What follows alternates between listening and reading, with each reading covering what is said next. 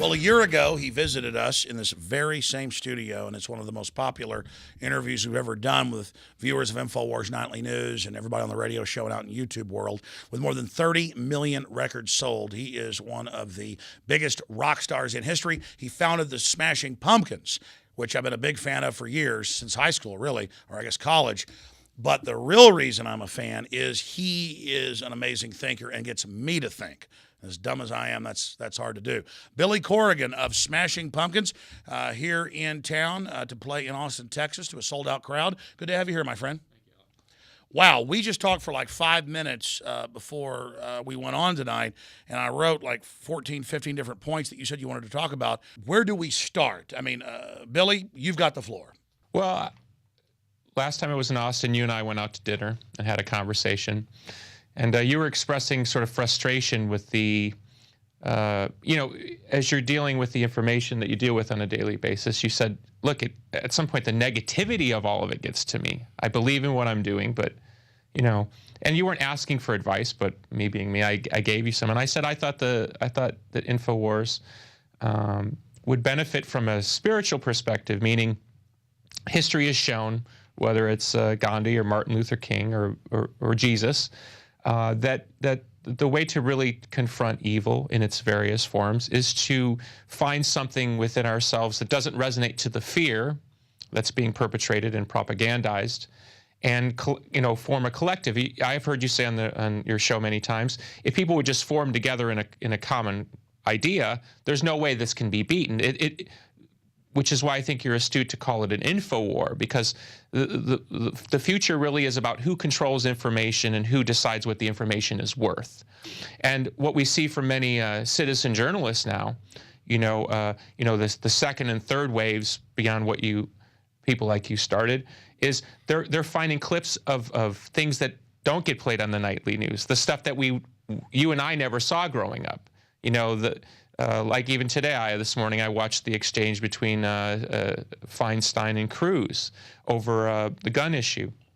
That's the kind of thing you would never see. And I got to watch the entire exchange. It wasn't edited. It wasn't leaned. I didn't have an anchor on the back end going, oh, can you believe Cruz? Da, da, da.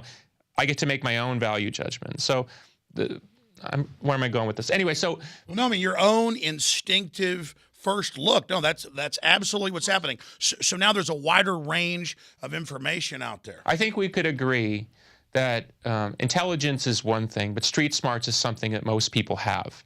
Most people, if they come from immigrant class like my family did, they had to learn how to survive. And if survival in the modern world is understanding what the difference is between what we're being told and what we're actually finding when we get our paychecks and things like that, we have to go and seek out that information to deduce it. So I think a spiritual perspective on top of it, and when I say spiritual, I don't necessarily mean a dogmatic spiritualism. I'm talking about earth age-old tenets that mean something. Family means something. You talk all the time about how you've read these eugenicists and stuff talking about breaking up the family and stuff like that. Well, I've seen that in my lifetime. I've seen where television has turned very anti-family. I mean, if you didn't believe in a single conspiracy in the world, if you just watch television like I have for 40 years, you've seen a very negative bias against families. Families are basically made fun of.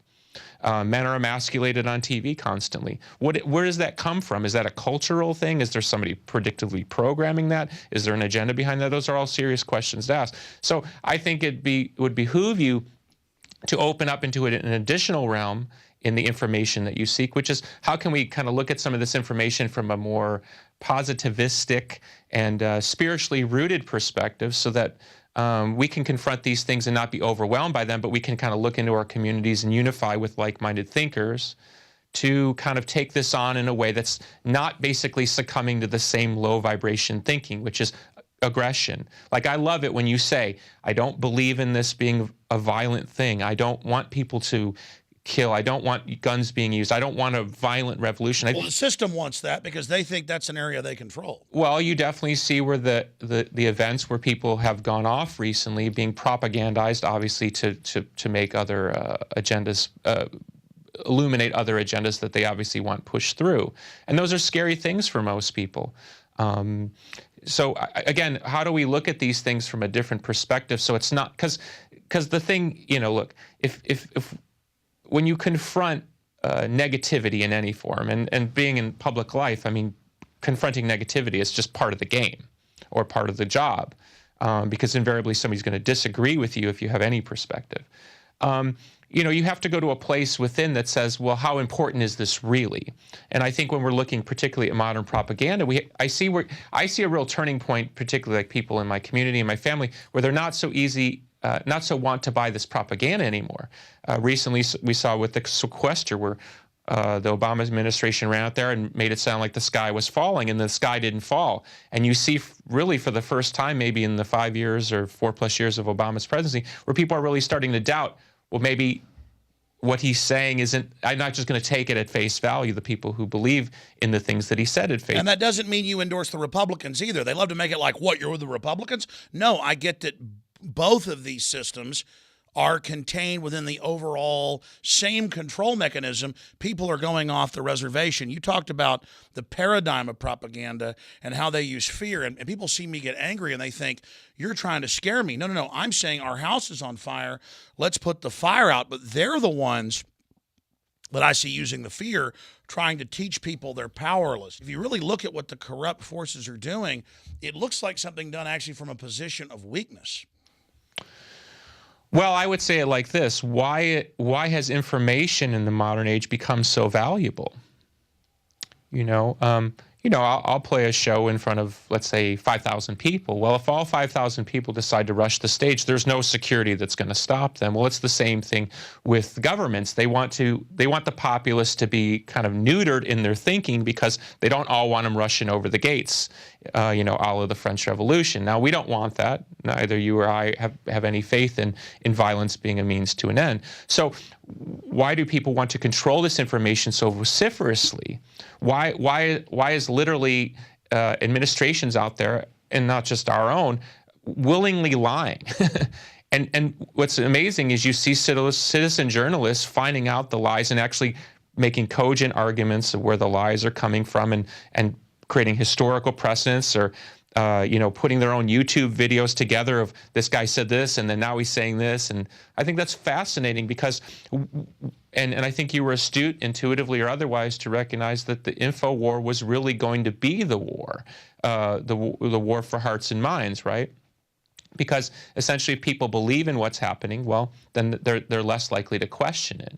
And so this slow degrading of family, of community, of even with the way the new papacy is being viewed, saying, oh, it's got to be like this, and why isn't the new pope like this? Where is all that coming from? That's the way I look at it. It's sort of like somebody who's standing on the sidelines, because as somebody who's been in media for over 20 years, people are scrumming with that football for a reason. That's not an accident. Why are we being fed a particular agenda worldwide, and why is it so destructive? You were talking about Walter Cronkite, and then there was, in Chicago growing up, 2 papers that said the same thing, and it was almost just basically accepted because there was no other venues. And I said, has it always been that way? And then repeat what you said. I think it's always been that way. And I think what we're facing now is you have a lot of people doing an end around where they're finding their own information. So what do people do when they feel like they're losing control? Well, they up their control mechanism. If it's the media, they up the sensationalism. They distract you with somebody's boobs or somebody's latest DUI arrest or something like that. I mean, it's fascinating. My assistant back in Chicago, for whatever reason, when you put on the computer, it logs into Yahoo, and they've always got this top 10 list. Whatever the top 10 searches or whatever most traded search. And it's fascinating because you'll have this world crisis, number 2, and then, Kate Upton's nose will be number 1. You would think that the world crisis would invariably not be number 1 because it concerns the most people. Why is Kate Upton's nose more important than because the front page of Yahoo is now crowdsourced, and they've already force-fed the mindless celebrity issue or the new fat cure to the top, and now they can sit back and actually let the crowd source it, and they're now a feedback loop of what the system wanted. In fact, that's what you said eloquently earlier, Billy, was that looking at this, they've always been lying, but now they've doubled down. because I think they're losing control. And the system is just men and women like us. They're not all powerful. Let's reference your Piers Morgan interview for a second. I think it was fascinating because there was one of those, that was one of those crazy moments where the mainstream, for whatever reason, whether they thought, and I don't want to make it about Piers Morgan because I think it's a much, much bigger issue.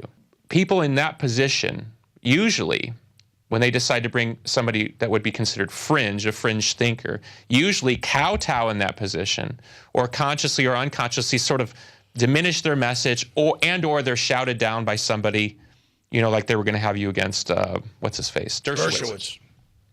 The fact that you didn't kowtow is so rare because most people in that position with, oh, wow, I'm at CNN, I gotta kind of go, you know, I want to be back here again, and I want to, you know, basically they trade their internal integrity for the opportunity. That's basically how the record business works. Like, hey, you want to be here, you want to be on the Grammys, you want to say these things, you want, you know, don't go too far. Which is why you rarely see in the music business or in the entertainment business true radicals, because they're attacked. And only the most talented survive the wave of attack that will come.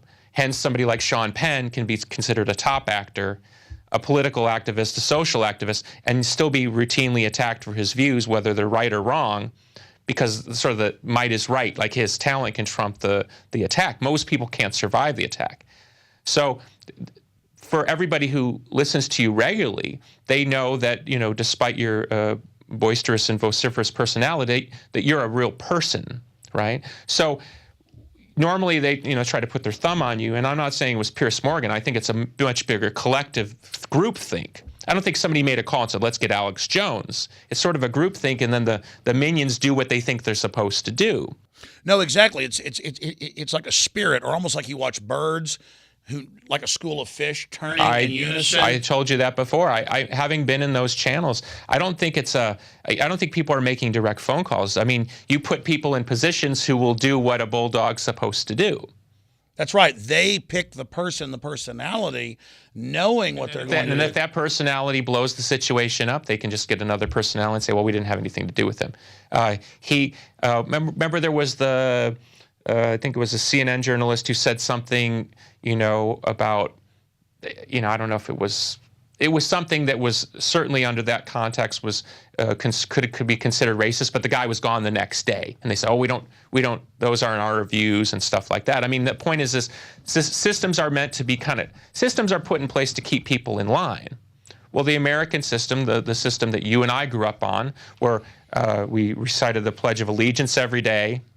You know, we were drinking, I remember they used to hand us little cups, paper cups with pink liquid. Oh, what's this, polio vaccine? I mean, no parental consent. God knows what I was drinking. Cancer viruses, well, on record, SV40. Well, no, you're absolutely right. Way to cheer me up there. And so really things are actually much better today. The system is so out of control. Well, it is true, but don't worry. No, but I think people are waking up is the good news. But here's the thing. You have so much information now. So let's I mean, this is a really bad analogy, but let's say this is control. This is the system that was there. Okay, well, it's expanding, attracting. People are trying to smush it back down. People that exist outside that system, either the system has to expand and try to include them in the system, which is what people would normally call the sellout, or you have to have enough oxygen on your own to exist outside that system. Ultimately, the system is predicated on the idea that they can either buy you in at some point, like you said at one point, like I think you said Fox News wanted you to do a show, or a lot of stuff, yeah. Yeah, those are those moments where they're trying to bring you in the system. You know, they're trying, and again, I don't think it's somebody making a phone call. You've amassed a personal power, and I know you don't like to make it about you, but I think it's a good example in this moment. I've amassed a particular power. We'd actually, if you think about it, we don't actually have that much power. You know, the ideas have power. Exactly. And that's the thing that's dangerous, and that's maybe where the spiritual turning point is. As long as you hammer on ideas that are important, as long as I sing songs that have to do with real things, they can replace people like us, but those ideas don't die. History has shown that. And when a bunch of people pick them up and say, stop telling me I'm a loser, stop telling me resistance is futile. Going back briefly to Piers Morgan, they were doing stuff, to be behind the scenes, so I blew up at them. And it was so out of line to get out of the coma and get out of the trance. And I didn't even understand it. You sent me a text like 30 minutes after, I guess you'd seen it. You said, that was the greatest ever. You've broken the trance. And it shows the little guy has the power pulling the curtain back. And I do think, because I'm not hyping things just because I'm in it, I think that was a Wizard of Oz moment. I agree with you, because we don't know. Look, we're all struggling. I talk to people all the time. We're all struggling what this all really means. And there's tons of stuff that don't fall into the realm of conspiracy. How are we going to reconcile carbon taxes? How are we going to reconcile the cost of Obamacare? Every time they come out with a new estimate, it's double, triple, quadruple what they originally sold it as. I mean, these are very real things. It's bankrupting everybody, I know. Right. Okay, so these are real things.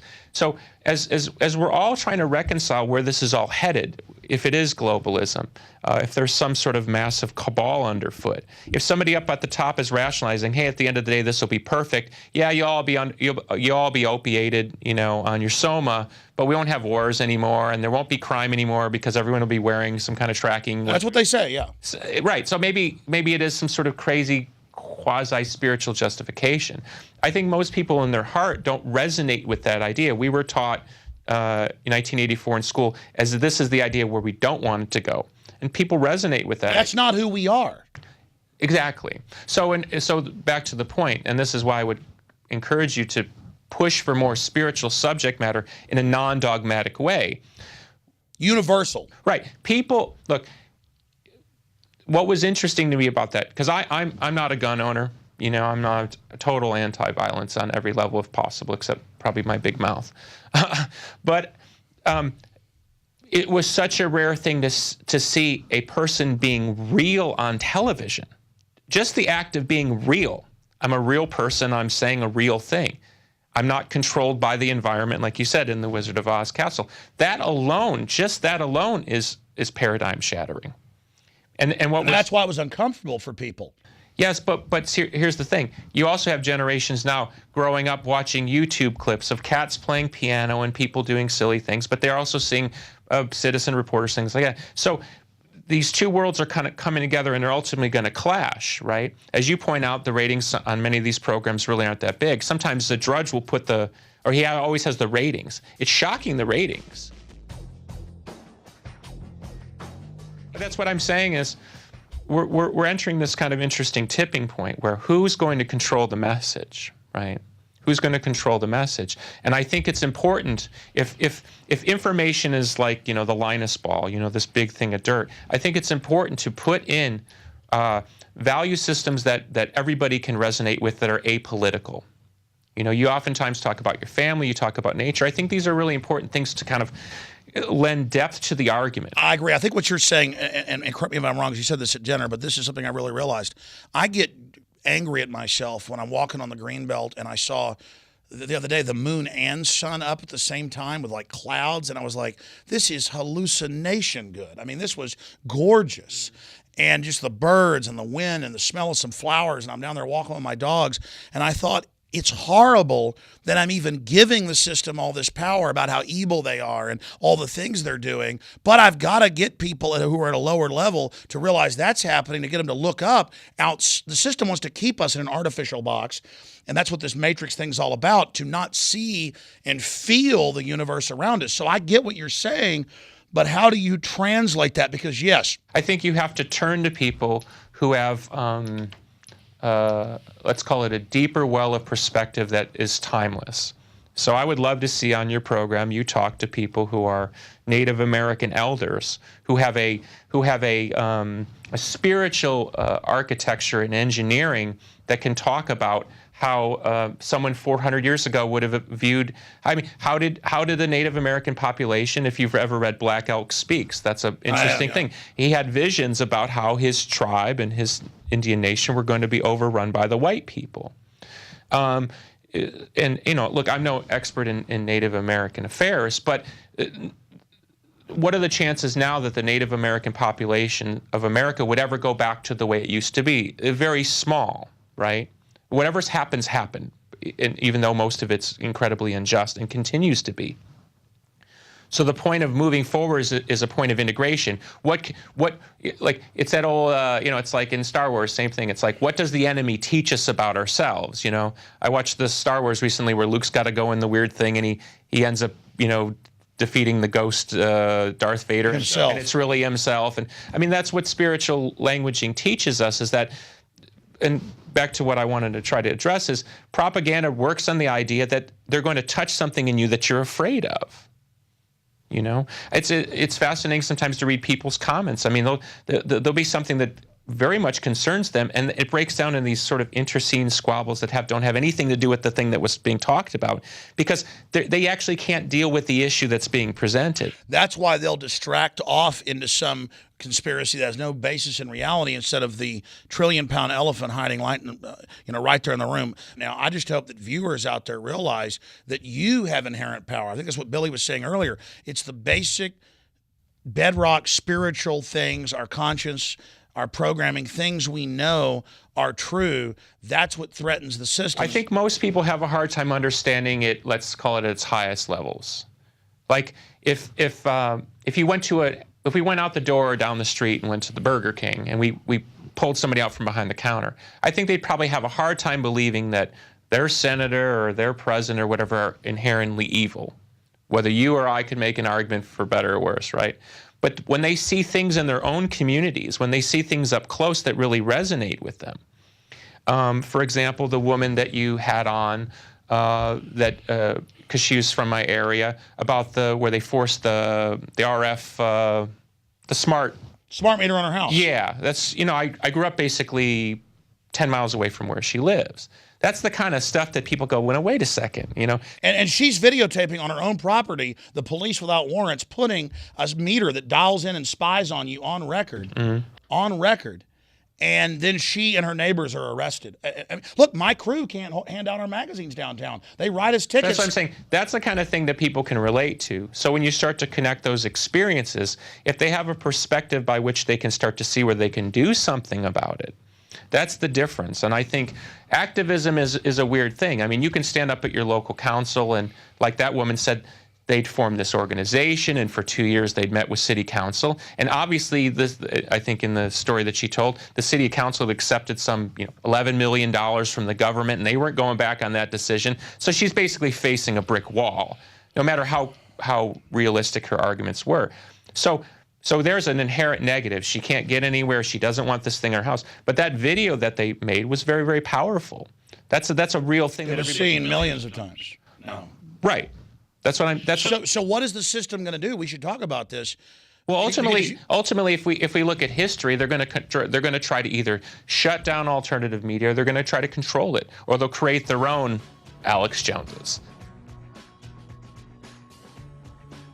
I look at it from the intuitive point of view, which is you have to trust something above yourself, whether it's your own familial intelligence or God or whatever you believe in, or if you don't believe in anything. There is a power to turning loose and believing in it actually does work. Like, look, I've been on stage, I don't know, 2,500 times, and I faced, people throwing stuff and all. If you go up there waiting for it, in a way it almost kind of invites it. Now, that doesn't mean I'm weak if I go up on stage not anticipating it, but you have to it's sort of like the Jedi Knight thing. You got to be prepared, but you don't walk around in a state of anxiety. If you look at these systems of propaganda, they're predicated on being able to check against your fear and or anxiety, right? Like government. Oh, the government's going to rescue you now. Don't worry. But then every time you turn around, the government's churning up this fear. And it's weird because Obama came out in an interview recently, said, "Oh, our debt's sustainable for 10 more years. Don't worry." But then he was just on TV last week going, "We're going to lose firefighters and the world's going to go to hell." And you know what I mean? I call this an open war against reality, and they have a term called gaslighting, where it's the famous play and then a film in the 40s where the guy's beating his wife, doing horrible things to her, but going, I'm not doing this. And some people, it's like a learned helplessness or Stockholm syndrome. They then because if you just deny something, it has a weird effect on people. It's like they're trying to overturn reality. What would you say to that? I look at it like this. You've been talking to a minority, right, for 10, 15 years. And the minority has grown. It's an impressive minority, but it's still the minority. You talk to, let's say you talk to 10 million people in a week. There's still another 290 million plus that you're not talking to. And there's 7 million worldwide. Okay. So what happens when, let's say in the next year, and you know, some of these doomful things happen. What happens when 20, 30 million people wake up? You know, just like any anticipated event. You know, like the whole thing with the National Guard, and you know, if there's some sort of calamity, God forbid. Why are they buying bullets, tanks? What I'm saying is, we're seeing on some level, if you're correct in your analysis, that there's a preparation for government to step in that void. Let's say there's social anarchy or food riots or whatever, all these horrible things that have been predicted. The government's ready to step into that void. And play the part of hero. Thank you. If you want to be cynical about it, what we're seeing right now is a turf war, right? A turf war between old Republicans, you know, the Rush Limbaugh, what they call the old white men crowd, you know, as they're struggling for definition in a rapidly changing America. Then you have you know, the coming immigrant classes, which way they're going to go. You know, social liberals who are willing to look the other way while we're doing, you know, these terrible things around the world with drones. I mean, suddenly now those things aren't big issues to social liberals, which is black sites, torture. Unbelievable. Unbelievable to me that these are not mainstream issues on the front pages every day when our government is openly acknowledging in many ways. Warrantless wiretapping. Just the fact that we're being spied on blows my mind. They came out in Reuters and said, yeah, the Pentagon, everybody reads your bank account every day. I mean, totally illegal. Nixon was going to go to jail for it, and now it's just like big deal. Right.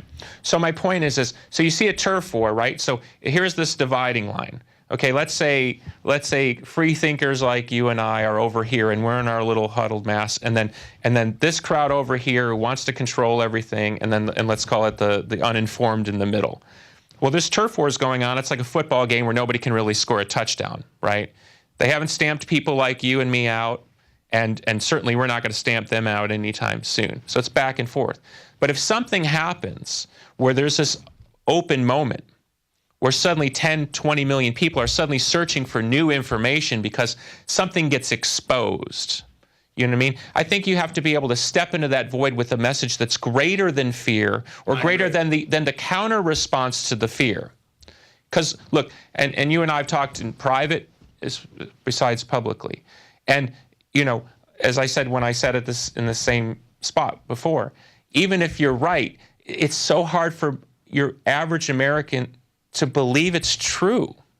Do you know what I mean? So there's a sort of a transitional moment. It's like you know, in the Matrix when they realize they're in the Matrix. There's sort of a moment like, how is this even possible? Or when they talk about people get out of jail and they just want to go back to jail. Well, it's like the reality's so bad the guy goes, I want back in the Matrix. That's my point. That's my point. I know people, and I'm sure many of your listeners have these conversations around dinner tables where, you know, you reel off a list of facts. Did you realize this?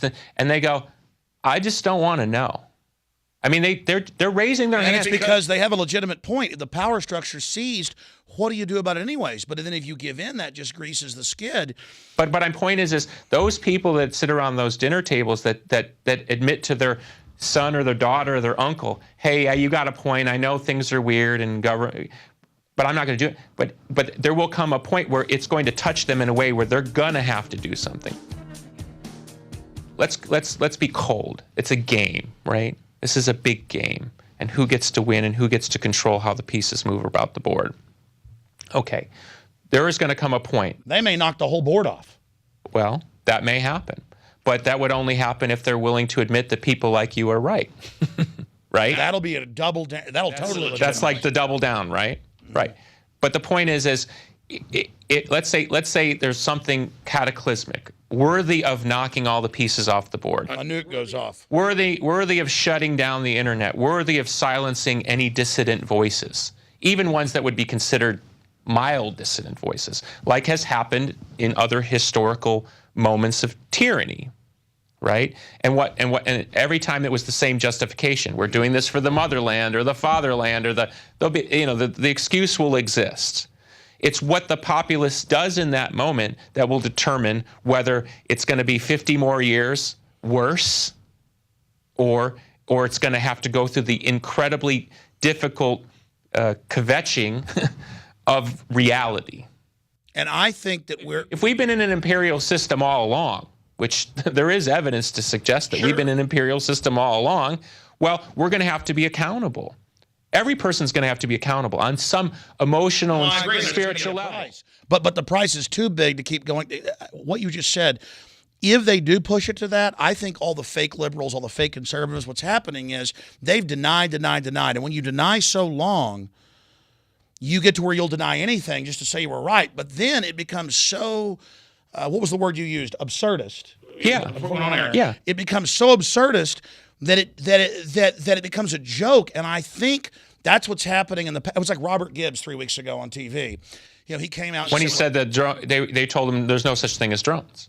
And this is a guy who's supposed to go out there and put his entire credibility on the line. I mean, think of him as a human being. And he said it's Wizard of Oz. This is an admitted program. But I'm saying, let's look at it from a slightly spiritual perspective. I mean, Robert Gibbs is a real human being, right? Yeah. Okay. I'm sure he's got a family. Smart guy. Okay. He's obviously made his way up through the ranks. He probably worked, crap jobs. So there he is. You're the PR guy for the president. I mean, if you're a PR guy, I mean, that's the job. You're the #1 guy in America. You got the best jobs. The media. And then they tell you, and they send out there and just basically lie.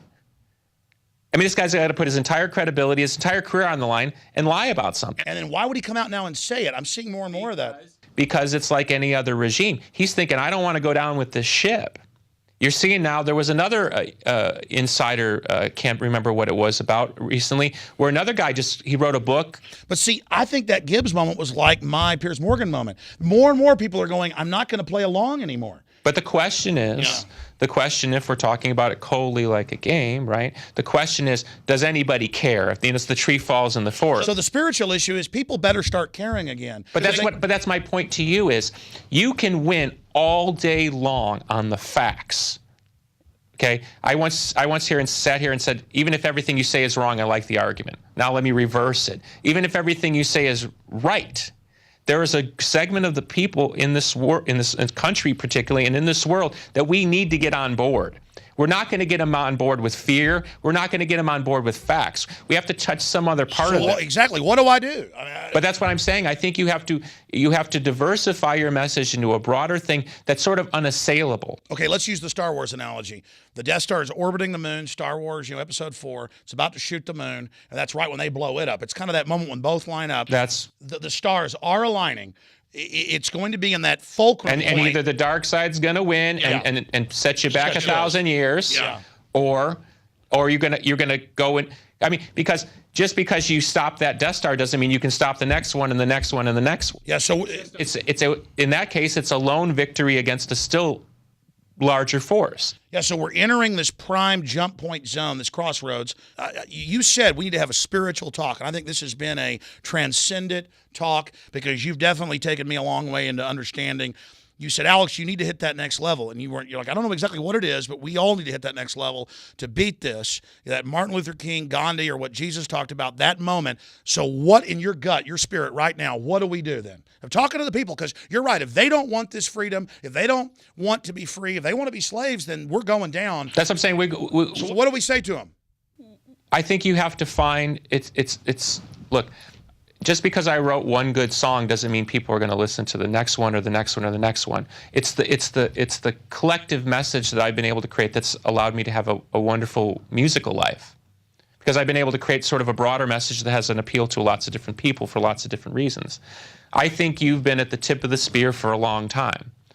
Personally, on some level, that's worn you down because you are literally shouting against a mountain every day. Yeah, and half the time I'm so burned out, I'm not even functioning. But my point to you on a personal level is if you can draw from a deeper well of source, sources that go back thousands of years. So I need to climb another mountain. That's what I'm saying. You go read, or bring in somebody who's an expert in people who have a deeper understanding, that bring in the historical and spiritual perspectives, because we're not the first people that have faced this. Yes, we're the first people that have ever faced this in this way, with technology being at the core, the immediacy of communication. But you can't tell me 500 years ago or 1,000 years ago, people weren't facing the same paradigm. Well, they were facing the Roman army that was like, super high tech compared to them.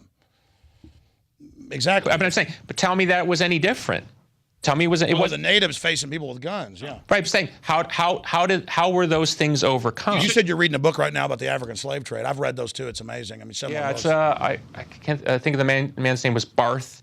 He traveled in Islamist Africa in the 1850s. He was a German guy, but somehow he got a British commission, and obviously the British were sending him down there to see how reasonable it would be to go and intel plunder. Exactly. Scoping. But he was a scientist, and he rationalized going. But he witnessed what was an awful slave trade, and he said that in his notes, he said that the African slave trade on other African tribes was shocking him. He thought it was simply sort of an imperialistic type of thing, and they realized that the slave trade was going on. Why were Africans enslaving other tribes? Because it was, your big tank against my big tank. It's just a different paradigm. My point is this: it's like local cops. This system's destroying their kids' future, but they'll still be mercenaries and do it. But look, I would take anybody at any system. I once went out with a woman who grew up in the Soviet system, emigrated in the 80s, lived there until she was 11 years old. She said her parents would tell her, don't talk too loud about the government because the neighbors will report us. I mean, imagine growing up in a society like that. Well, you know what? Now we actually have to think about that. No, they have people report us all the time. We have FBI showing up all the time. And I mean, I can't hand magazines out right. Okay, but look, but people were in denial when I first Saturday night did a video about this from Galveston before I drove back, or Friday night drove back Saturday. People were saying I was a liar. Now we have the photos and video out. They're on YouTube saying, "What's the deal?" I mean, I can't hand magazines out on a street corner in America. Okay, but stop. Think about that for a second. Let's look at it from a different perspective. The guy that's standing there, right? I'm a listener. I know this is stupid, but this guy up here told me I better do it. I meet TSA agents who are frisking me down, who are embarrassed to be frisking me down because they know my music and they know me, and they know I'm not a terrorist, right? And they're embarrassed. Why are good-hearted Americans willing to follow orders? Do you know what I mean? Why in other tyrannical regimes were those people willing to follow orders? I think you have to address those questions, and I don't think you can address them on the veracity of the fact, which is it's dumb. Okay, most people, if you sat them down at a table and explained the story, they'd say that's dumb. Okay, but this kind of dumb stuff's going on every day. Kids being expelled. Some kid said to another kid, 5 years old, something about shooting him. I mean, I grew up playing cowboys and Indians. It doesn't mean If a donut looks like a gun, they're kicked out. What about the bubble gun girl?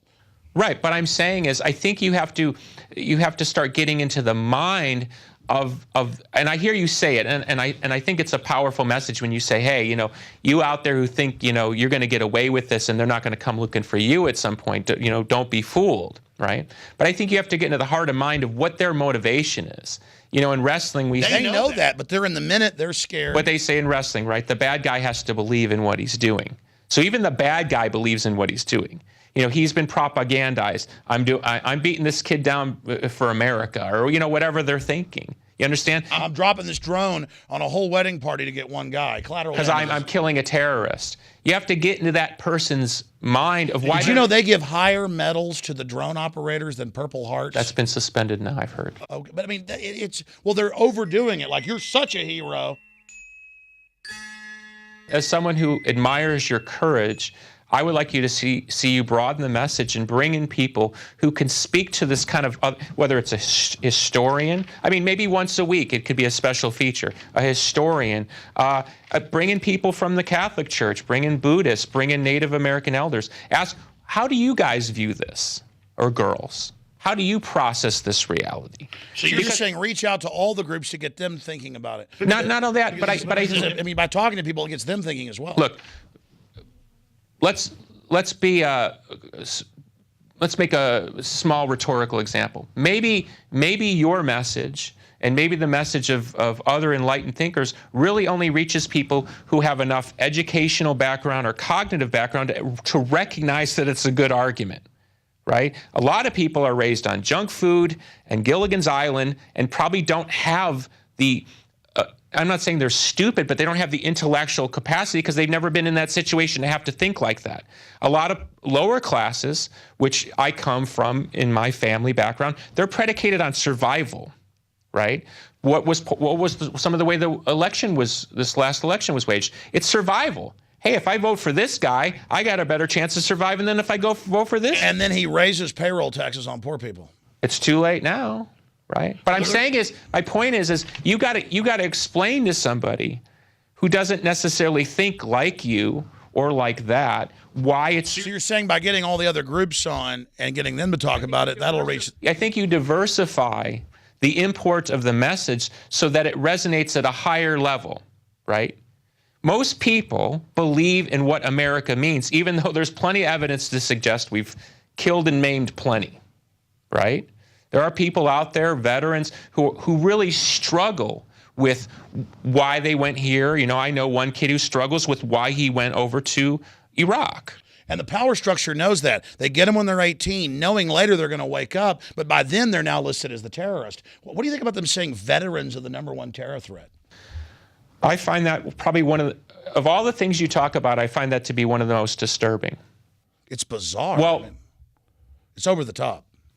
It's interesting from this perspective. Look, you know, you watch the basketball game.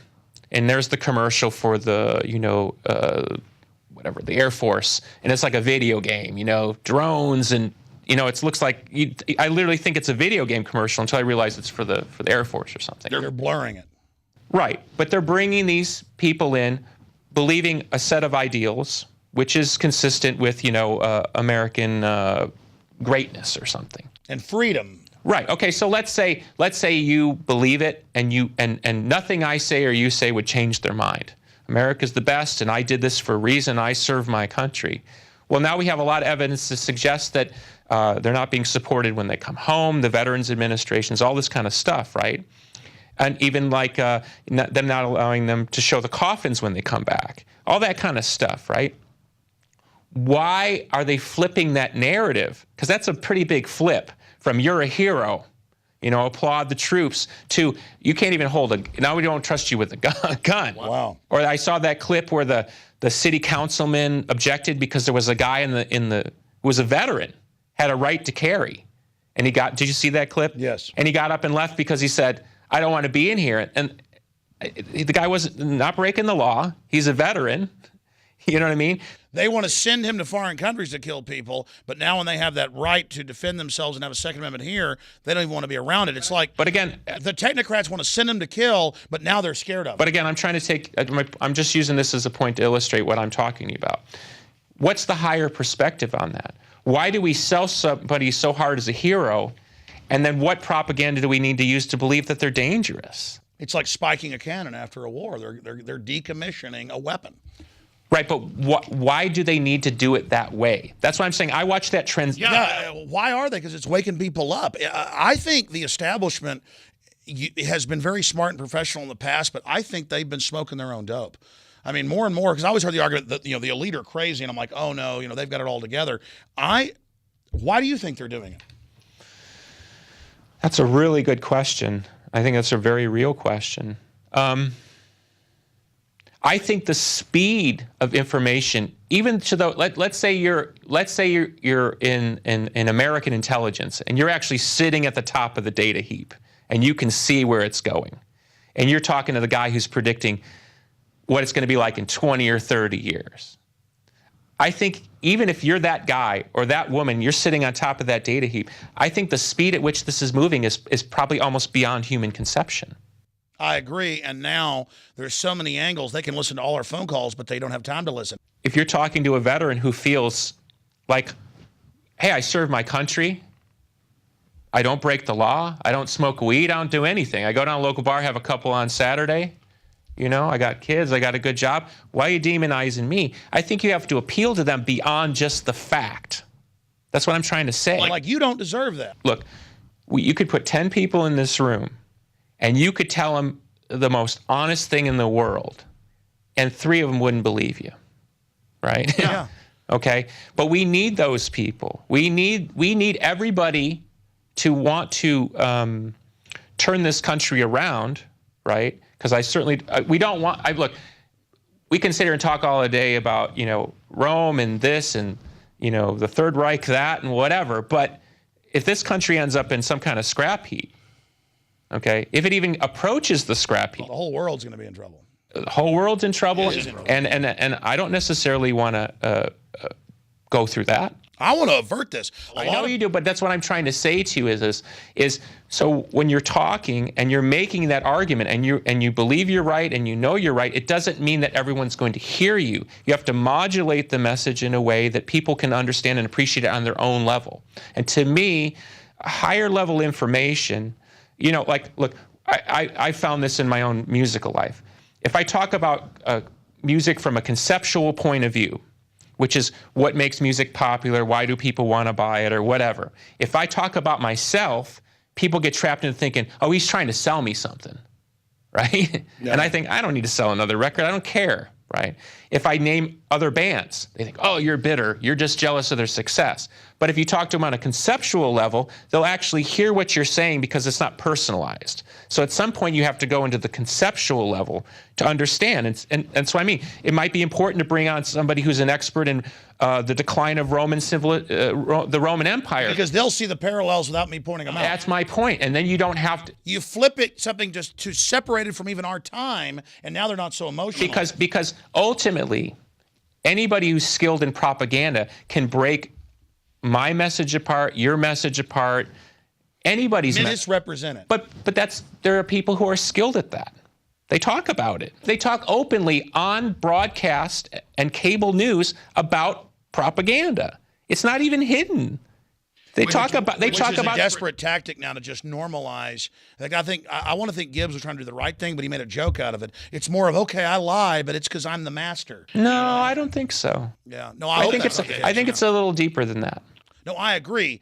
But no, I agree. I was saying I hope he was being real, but my point is it doesn't matter because now they're having to admit it. If somebody with as much juice as Robert Gibbs is willing to come out and talk openly about that, that's a pretty powerful thing. I don't care what his motivation. Let's say his motivations were totally self-serving. It doesn't matter because somebody who comes out from behind the curtain and says something, no matter what their motivation, that means what's going on behind the curtain is not as powerful. I thought it was interesting, just to go back to the Alex Jones Piers Morgan interview for a second. I thought it was interesting the way that you were attacked from both sides, right? Yeah. Because some people say, oh, you know, see, you know what Dershowitz, there's your advertisement for why we need gun control. Then some of the gun rights groups, and I read like the next day before the analysis sort of fell into where it was going to fall, which were saying, oh, that's what we don't want. Like, you know, he shouldn't have been like that. What's interesting to me is you were splitting a hair on the paradigm that rarely gets split. People are still in the political process. They're trying to fringe them out. And, you know, all their, the NRA. And that's a way to intimidate them. That's my point. It's all part of pecking. Well, you've experienced this. I've experienced this. But think about it for 1 second. I don't know how long the NRA has been around, right? Since 1867. Okay. They've got grassroots connections. They've got political connections. They've got contributors. They're still hemmed in on some level. You know what I mean? So when people come from outside those systems, it's dangerous because you're not gonna shake the hand behind the scenes and say, yeah, you know, my game versus your game. So I think it's important that you bring in historical and spiritual analysis to say how were these systems defeated, and what were the principles that actually defeated them? What actually defeated these systems? Because you're right, history repeats itself. I'm trying to defeat them going, they're bad, they're bad, they're bad. But people don't even know, what do you replace it with? So I think we need to look at what has defeated. There it is, the solution. No history, so you don't repeat it. What has defeated this in the past? That will be the key to the solution now. I mean, I also, like you said, reach out to the system and say, do you really want this for your kids? And I think that's effective as well. Yeah. In closing, just amazing interview. The website, we've had that on screen throughout. You've never went away, but there's been a big resurgence. Why do you think that's happening? I think just to make it consistent with the talk we've had, I think I had to when I had nothing, I was willing to play along with the system that was presented. I was willing to give my rights away, and then once I was inside the machine, I thought, wow, this is kind of really weird. Then you start trying to manipulate the machine so it works better for you. Meanwhile, you're losing some part of your, we've all seen that movie. Artist loses their integrity or whatever in the process, and da-da-da-da-da. Well, consciously or unconsciously, I blew up part of my musical career because I was so uncomfortable with the sort of the falsehoods and the compromises of the music business. I mean, I meet people all the time who say, oh, I love this guy. And I think, oh, man, if you knew what that person was really like, or whose skull that person had stepped on to get in that place, So you learn that there's a public game and a private game and turf wars and stuff like that. And for years I thought about retiring because I thought I just can't live in this slimy, dirty business. And then I ultimately had to figure out, well, I want to do this. How do I do this right? Well, I started to have to do my own business, my own systems. I gave some of the music away for free. And then I amassed some other power that I didn't have before, or I recollected something within myself to where maybe I have something that I could have only had by going through that. And that's where I would sort of close. So you came out of Babylon or out of Egypt like Moses, went to the wilderness, and then came back. Yes. I think one of the most powerful moments in the story of Jesus' life is when he loses his temper at the money changers. And you didn't say that last time. Okay, so. He knocks over all the tables. I think that's an incredible story because it says even a spiritually rooted human being can reach a point of frustration, right? So what that tells me is there is a moment to get angry, and just like is it Ecclesiastes, it's the bird song, there's a time to live, a time to die. Right. There's a time for everything. And I think where we're at now is there's a time where we have to go into something that that is unique to the human, it's unique to the American experience. For people who grew up in our relative generation, who were told America's number one and this, and we're the shining beacon on the hill and all these things, now we're having access to information where we realize not only is that maybe not true, but maybe it never was true. So there's a part of us as Americans that resonates with the idea that America does have a unique and special quality, even if it's an ideal. So what can we learn through this experience that we can restore that ideal so we can get back on the page where people have jobs and they're proud of themselves, and exactly right? Because there's nothing wrong with that. There's nothing wrong with meeting somebody who works hard because they want to get something out of life to provide for their family, good values. There's nothing. I mean, that's true. That's freedom. I mean, Martin Luther King said, colorblind society, don't judge by their color, judge by the character of their deeds. As we spoke at dinner, I think, look, I came into contact with you probably 6-7 years ago. And there's even a song that I have on my Zeitgeist album, which is called United States. And we're actually performing the song at the moment. And the lyrics, and I realized the lyrics came from a lot of the things that I learned from sourcing out things that you were talking about. As I said before, I didn't just take your word for it. Rob Jacobson came to me when that came out. He said it was his favorite record. When we listened to it in the office, we were making Endgame then. It just come out. And he goes, this guy's listening to you. You got to contact him. This guy's listening to you. Well, that's true. That's funny. So, okay, so over the course of 6 to 7 years, I've had to go through different versions of, what does this really mean for my country? What does this mean for me as an individual? What does this mean for me as an artist? What does this mean for my brother who's special needs? I mean, what do all these things mean?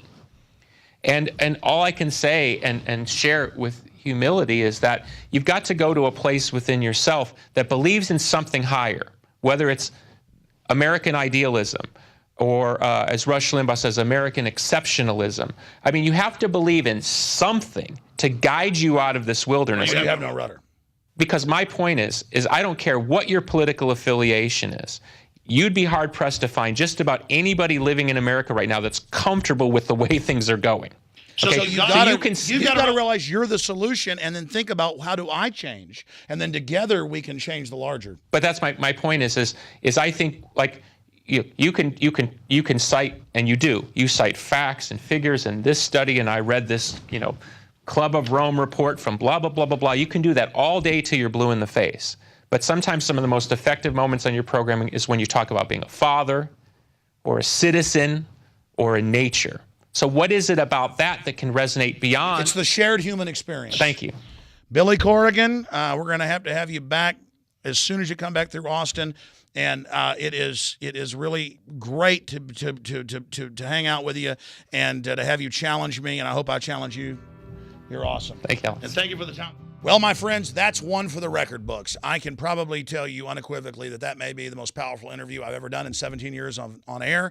And I didn't know that was going to happen. And it's good to get butterflies because I don't ever get those anymore, even when I'm talking to 5,000 people on a stage. So hope you analyze that interview, look over it.